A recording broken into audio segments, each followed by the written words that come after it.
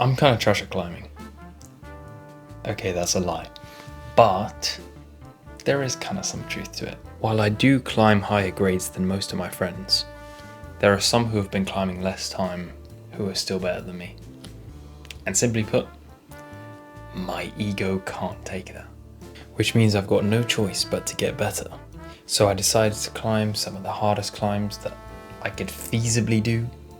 And for every climb I fail, I have to run 1 kilometer. So this challenge could either be super light or genuinely hell.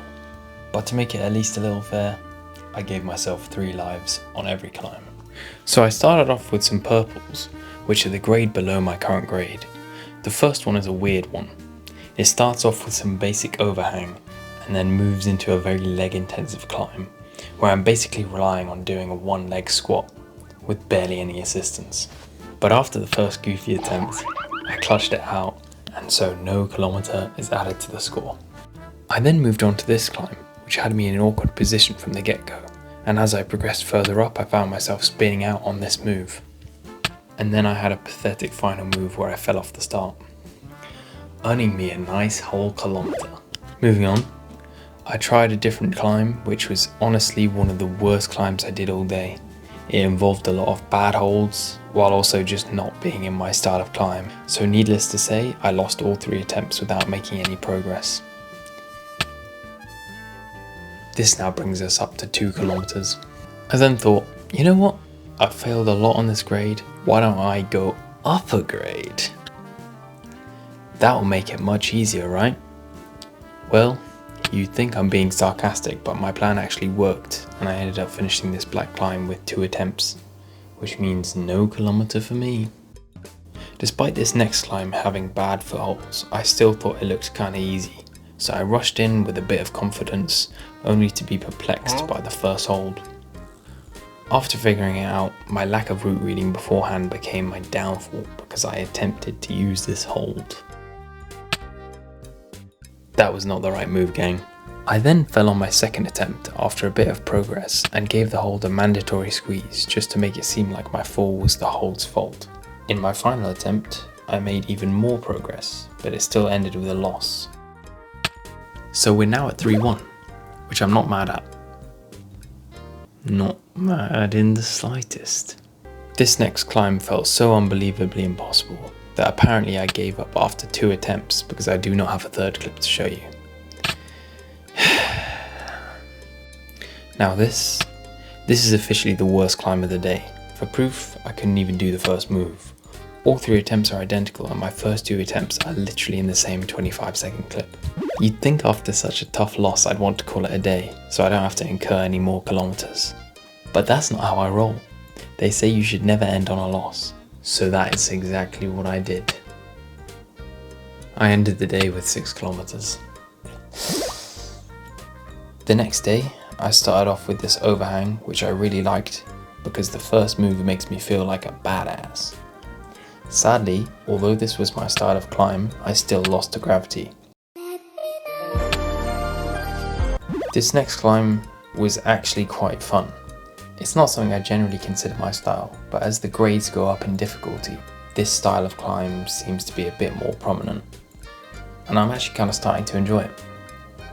Nevertheless, this climb evaded me despite this saucy second attempt, bringing the run total to 8 kilometers. Next up is this weird climb, which I'm not sure how to do to this day. I gave it a good 3, but I cannot seem to get past this middle section. This is one I'll definitely revisit next time. Next up, another climb that felt genuinely impossible to start. I won't say any more on this, so I'm not too repetitive, but that was tricky indeed. I then finished off with this disgusting climb. It requires you to jump from here to here. This was a clear one-sided battle from the get-go, so I ended the skirmish with a grand total of 11 kilometers stacked up to run in one go. I'd never run more than 6 kilometers in my life, so simply put, I hate myself. And because I hate myself super much, it's 4 AM and it's raining. Here we go. That's kilometer 1 down, I think. I actually don't know. but here we go. That's 2k. 11 more to go. 3k. 4k done. Moving on. 5k. 6 more to go. 6k. Kind of got to be bringing up the pace now. 7k. And my hip flexor is kind of cramping right now, so 8k done, nearly there. 9k, nearly there. Woo! 10k, here we go. 11k, I feel like I'm gonna throw up, but it was worth it. Kind of, maybe. But the euphoria after finishing a run is like nothing else, I promise you. Yeah, I hated that. It's been over 2 days since the run, and my hip tendons still hurt. The worst part was the last 2 kilometers of the run, because I kind of had to sprint them. Long story short, I'm fasting, so I had to finish the run before sunrise so that I could eat and drink, so that I don't die of thirst during the day.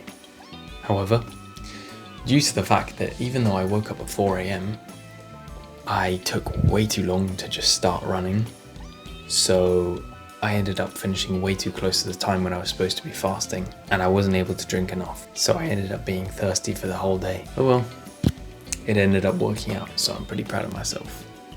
If you enjoyed the video, please like and subscribe.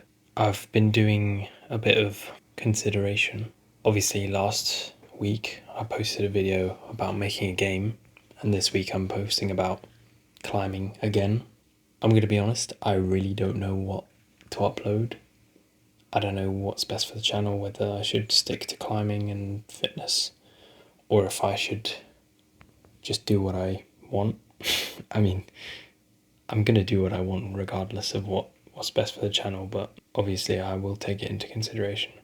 Let me know in the comments if you just want to see me do stuff regardless of what it is, or if you would genuinely prefer it to be a specific niche.